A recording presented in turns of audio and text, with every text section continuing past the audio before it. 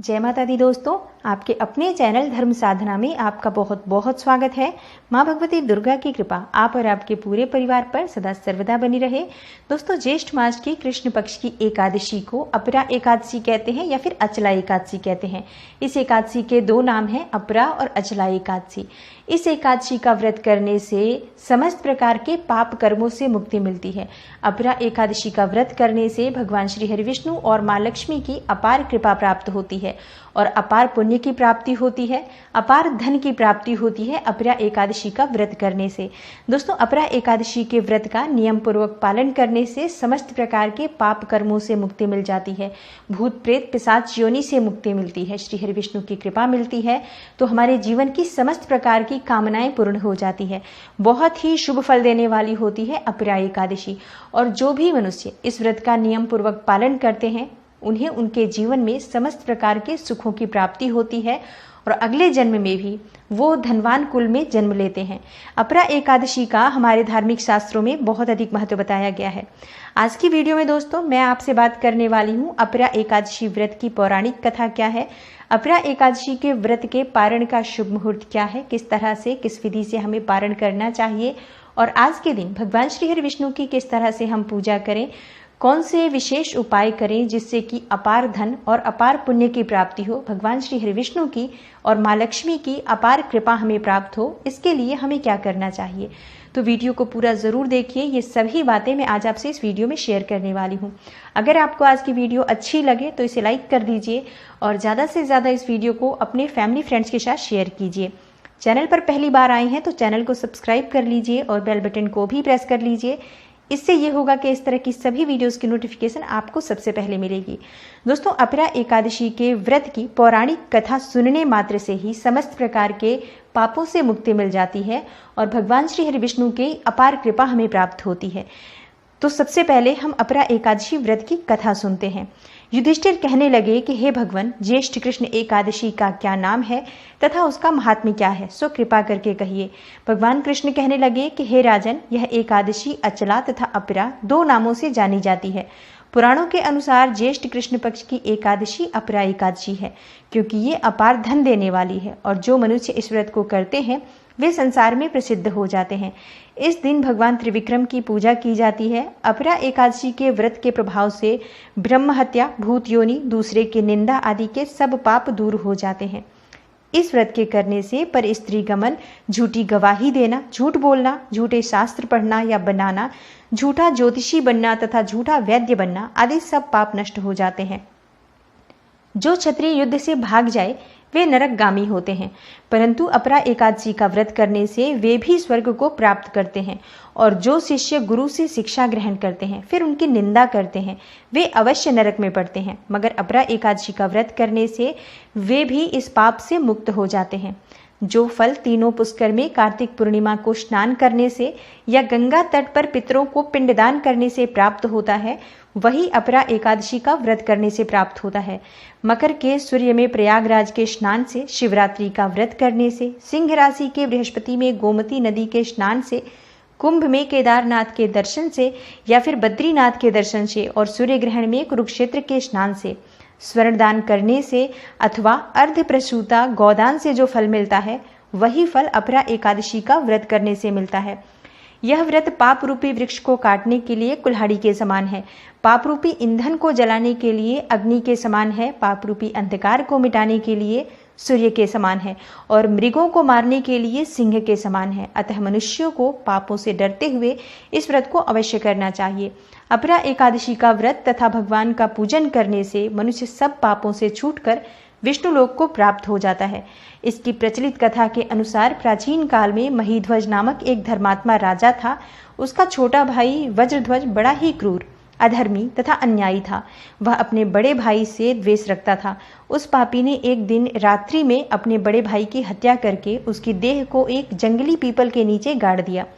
इस अकाल मृत्यु से राजा प्रेतात्मा के रूप में उसी पीपल पर रहने लगा और अनेक उत्पात करने लगा। एक दिन अचानक धौम्य ऋषि उधर से गुजरे और उन्होंने प्रेत को देखा और तपोबल से उसके अतीत को जान लिया। अपने तपोबल से प्रेत उत्पात का कारण समझा। ऋषि ने प्रसन्न होकर उस प्रेत को पीपल के पेड़ से उतारा तथा परलोक विद्या का उपदेश दिया। दयालु ऋषि ने राजा की प्रेत योनि से मुक्ति के लिए स्वयं ही अपरा एकादशी का व्रत किया और उसे अगति से छुड़ाने को उसको पुण्य प्रेत को अर्पित कर दिया। इस पुण्य के प्रभाव से राजा की प्रेत योनि से मुक्ति हो गई। वह ऋषि को धन्यवाद देता हुआ दिव्य देह धारण करके पुष्पक विमान में बैठकर स्वर्ग को चला गया। हे राजन, यह अपरा एकादशी की कथा मैंने लोकहित के लिए कही है। इसे पढ़ने अथवा सुनने मात्र से मनुष्य के सब पाप छूट जाते हैं। दोस्तों, अपरा एकादशी की ये पौराणिक कथा है। बोलो लक्ष्मी नारायण की जय। दोस्तों, अब बात करते हैं। अपरा एकादशी 6 जून को है, रविवार को है। तिथि प्रारंभ हो रही है 5 जून की सुबह 4:07 पर और समाप्त हो रही है 6 जून को सुबह 6:19 पर। व्रत हमें 6 जून यानी कि रविवार को करना है और पारण का समय होगा 7 जून को प्रातः 5:23 से 8:10 तक का। तो ये शुभ समय है जिसमें आपको पारण कर लेना है 8:10 यानी 5:23 से 8:10 तक। पारण से पहले आपको चाहिए कि आप भगवान श्री हरि विष्णु की पूजा आराधना कर लें द्वादशी के दिन, और उसके बाद आप किसी ब्राह्मण को या फिर किसी ज़रूरतमंद को अपने घर बुलाकर भोजन कराएं और उसके बाद उसे दक्षिणा स्वरूप कुछ पैसे दान करें। फिर आपको भोजन करना चाहिए।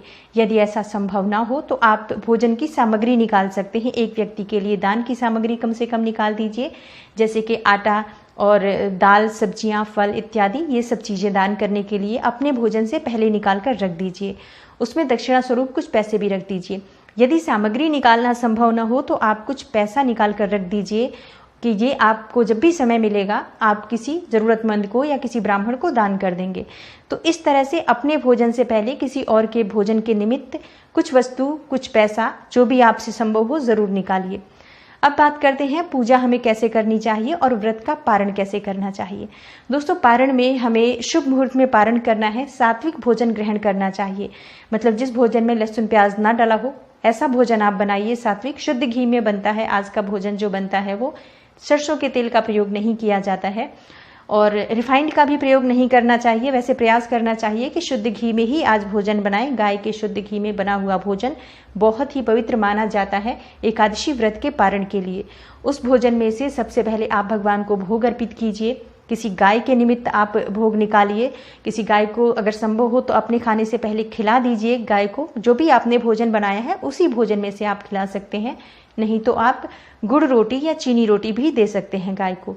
तो इस तरह से आप अपने भोजन से पहले भगवान को भोग लगाएं। किसी गाय को आप भोग दें, चाहे तो चींटियों को भी आप आटा डाल सकते हैं अगर पास में हो तो। फिर आपको भोग लगाना चाहिए। और सात्विक भोजन का आज आपको पारण में मसूर की दाल का सेवन नहीं करना है। आज आपको किसी भी प्रकार से तामसिक भोजन का प्रयोग नहीं करना है और शुभ मुहूर्त में ही आपको पारण करना है। अब बात करते हैं भगवान श्री हरि की पूजा किस विधान से करें जिससे कि आपको समस्त पुण्य फलों की प्राप्ति हो। देखिए, भगवान श्री हरि विष्णु की पूजा एकादशी के दिन पूरे विधि विधान से करनी चाहिए। श्री हरि विष्णु और माँ लक्ष्मी की प्रतिमा स्थापित करके उनकी विधि विधान से पूजा कीजिए। पीले पुष्प भगवान को अर्पित करें, लाल फूल माँ लक्ष्मी को अर्पित करें और धूप दीप नैवेद्य अर्पित करें। कपूर का दीपक जलाकर उनकी आरती करें। पीले पुष्पों की माला भगवान श्री हरि विष्णु को अर्पित करना बहुत श्रेष्ठ माना जाता है। आज भगवान श्री हरि विष्णु का अभिषेक जो आप करते हैं पंचामृत से करें। भोग स्वरूप भी आपको पंचामृत अर्पित करना चाहिए भगवान श्री हरि विष्णु को। जैसे कि एकादशी के दिन भी आप द्वादशी के दिन भी पंचामृत का भोग लगा सकते हैं। पंचामृत किस चीज़ से बनता है? दूध, दही, घी, शहद, शक्कर, इन 5 चीज़ों को मिलाकर पंचामृत बनता है और पंचामृत भगवान श्री हरि विष्णु को बहुत प्रिय है। तो आप स्नान भी उससे करवा सकते हैं और आप भोग स्वरूप भी भगवान को ये वस्तु अर्पित करें तो बहुत श्रेष्ठ माना जाता है। एकादशी के दिन आपको चाहिए कि आप भगवान श्री हरि विष्णु की पूजा में केले का भोग जरूर लगाएं। केले भगवान श्री हरि को बहुत प्रिय है। केले का भोग लगाने के बाद आप कुछ केले अपने परिवार में प्रसाद स्वरूप वितरण कर सकते हैं, लेकिन 2 केले कम से कम गाय को जरूर खिला दीजिए। जो भी आप भोग लगाते हैं उसमें से 2 केले निकालकर किसी गाय को अगर खिला देते हैं एकादशी के दिन या द्वादशी के दिन भी, तो बहुत श्रेष्ठ फलों की प्राप्ति होती है। गाय में 33 कोटि देवी देवता वास करते हैं, इसलिए जब हम गाय को अपने भोजन से पहले या व्रत में कोई भी वस्तु खाने को देते हैं तो इससे बहुत अधिक पुण्य फल की प्राप्ति होती है। 33 कोटि देवी देवताओं की सेवा आप स्वतः ही कर लेते हैं और उसका फल आपको प्राप्त हो जाता है। तो इस तरह से एकादशी के व्रत का हमें पालन करना चाहिए। आज विष्णु सहस्त्र नाम का पाठ आप द्वादशी के दिन भी करते हैं तो बहुत श्रेष्ठ होता है। द्वादशी के दिन भी आप भगवत गीता का पाठ करते हैं तो इससे बहुत अधिक पुण्य फल की प्राप्ति होती है। एकादशी को तो करना ही करना है आपको। विष्णु सहस्त्र नाम का पाठ या तो आप कर लीजिए या फिर आप सुन लीजिए। जिस भी विधि से संभव हो भगवान श्री हरि विष्णु की पूजा उनके मंत्रों द्वारा या फिर विष्णु चालीसा का पाठ करके कर सकते हैं। आज श्री रामचरितमानस का भी पाठ आप कर सकते हैं। भगवान श्री हरि विष्णु के किसी भी स्वरूप की आप आराधना करें, मन से करें, सच्चे मन से करें। समस्त प्रकार की कामनाएं भगवान श्री हरि विष्णु की कृपा से पूर्ण हो जाती हैं। अपरा एकादशी का व्रत अपार धन और अपार पुण्य की प्राप्ति देने वाला होता है। अगर आप व्रत नहीं करते हैं तब भी आज आपको चाहिए कि आप नियम का पालन करें, जैसे चावल का त्याग कर दें, सात्विक भोजन ग्रहण करें। भगवान श्री हरि विष्णु की आज आप विधि विधान से पूजा करते हैं, उनके मंत्र का जाप करते हैं, विष्णु सहस्त्र नाम का पाठ करते हैं तो आपको भी इस व्रत का पुण्य फल प्राप्त होता है और आपके जीवन में समस्त प्रकार की सुख सुविधाओं की प्राप्ति होती है। श्री हरि विष्णु और माँ लक्ष्मी की अपार कृपा आपको प्राप्त होती है। तो उम्मीद करती हूँ अपरा एकादशी से जुड़ी हुई ये विशेष जानकारी आपको ज़रूर उपयोगी सिद्ध होगी। वीडियो आपको अच्छी लगी हो तो वीडियो को लाइक कर दीजिए और ज़्यादा से ज़्यादा इस वीडियो को अपने फैमिली फ्रेंड्स के साथ शेयर कीजिए। चैनल पर पहली बार आए हैं तो चैनल को सब्सक्राइब कर लीजिए, बेल बटन को भी प्रेस कर लीजिए।